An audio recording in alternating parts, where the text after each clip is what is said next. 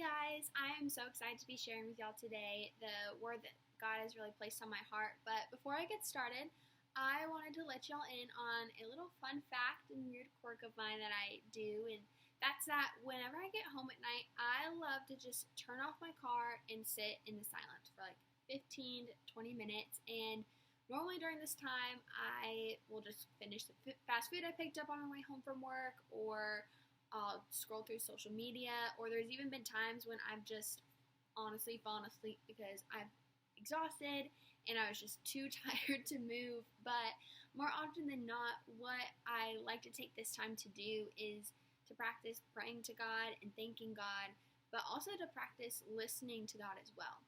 And y'all may laugh at me now, but cultivating this habit has truly allowed me to find quiet time in the midst of such a busy season of my life. But I look back on when I really started implementing this into my life, and that was when last summer when I was interning for Elevation Church, and I started doing this so that I could cultivate quiet time with God in the midst of such a busy schedule. But there was this one day in particular when I did not want to sit in my car for 15 to 20 minutes. I was exhausted, I had been sent home early, and I was just ready to go to sleep. And I remember Charlotte, North Carolina was going through this period of time where it wanted to monsoon literally every single day.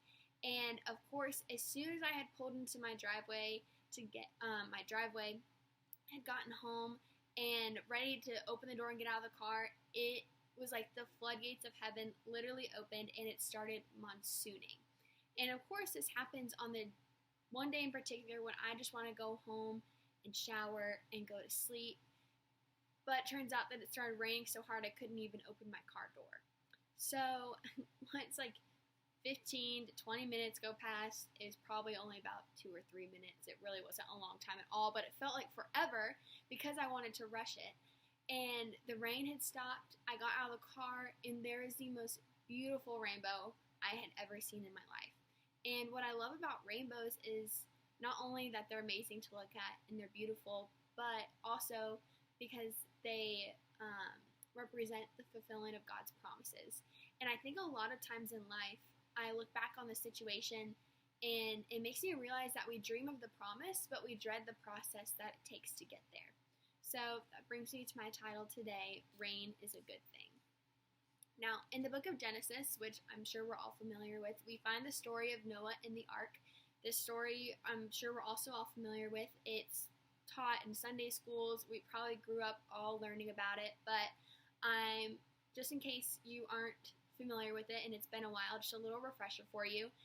God asked, or rather he told Noah that Noah was going to build an ark because God was going to completely wipe out the world, which was corrupt and wicked and was full of violence. But it says in Genesis 6, verse 8, that Noah found favor with God, which is the very reason why God wanted to protect Noah and his family from this flood.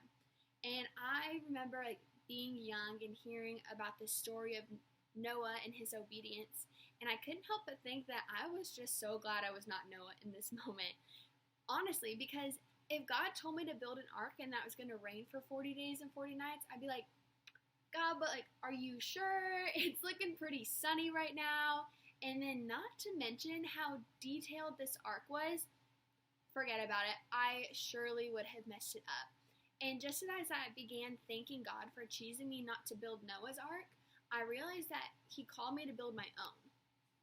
Which brings me to my first point, don't question the preparation.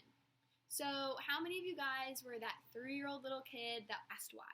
Like your mom would tell you not to run around the house with scissors, and you would ask why, and she would tell you because you're going to fall and poke your eye out, and because that wasn't good enough, you just kept on asking.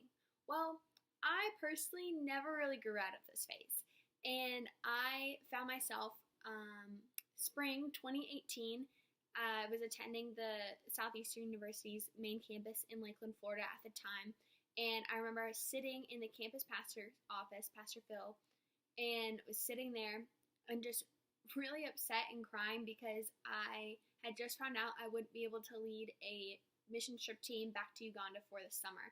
And it was in the midst of all these different emotions that I was feeling. I remember asking God, why is this happening? I don't understand. why this, why that, why the other thing. And it wasn't until recently that I realized that every time I was asking God, why is this happening, I completely missed out on what God was trying to teach me. And I noticed that while reading through this story of Noah and the ark, Noah, to our knowledge, never asked God why he needed to build the ark. He just did it. And through this process, God taught him how to be patient and how to be steadfast. And these are two main characteristics that would sustain Noah through the next 40 days and 40 nights of intense rain. And even further, it would sustain him and his family while they were on the ark. Which leads me to my second point, ride the waves.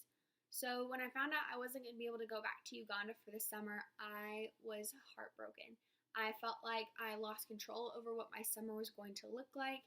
And so in the midst of not knowing what to do, I decided that I was going to apply for my internship a year early and applied for an internship in DC and in New York. I was studying business at the time, and so I wanted to work with nonprofits that were big and that could potentially land me a really nice job. And so going into it, I applied and I ended up getting an interview for both of these internships. Me and one other person were like in the final round, and then I ended up not getting either one of them. And it was the most devastating feeling in the world because I found myself back in the exact same spot that I was in a few months prior, literally riding this wave of disappointment, of feeling like a failure, and of not knowing what the heck I was going to do because my summer was only a month away at this time, and I was doubting myself and what I was capable of. I was doubting God about myself,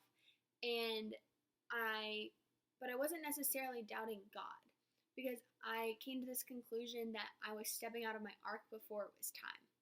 And every time I tried to do something that I wanted to do and step out of the ark before God had essentially called me to, He wouldn't stop me. He would let me apply to these internships and think that I knew what was best for myself, and at the end of the day I would sink. And it was this cycle or this process of thinking that I knew what was best in sinking and trying something else and sinking again that eventually left me with nothing, and it forced me to lean on God, and which essentially led me into my promise.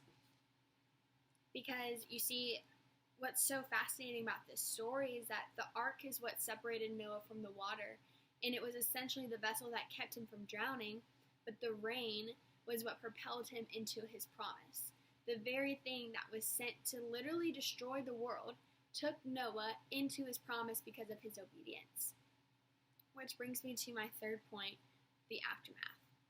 See, it was through this season of feeling like everything I'd worked so hard to achieve was falling apart that I realized it was actually falling into place because it led me to the most unbelievable 3 months of my life with Elevation Church. And I couldn't help but think while reading through the story of Noah in the ark that this was probably how Noah felt while he was on the ark.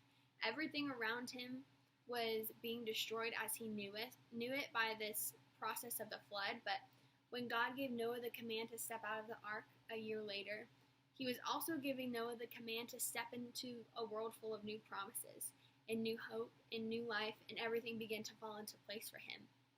And like Noah, when I stepped out of the ark into this new season with Elevation Church, like it was so scary at first because I didn't know what it held, but I knew what God had promised me. And so today, I truly just wanted to remind you guys that no matter what you're facing, no matter what season of life you might be in, what no's might have come your way, that like it says in Genesis 6:8, that Noah found favor with God, that same favor is found over your life as well.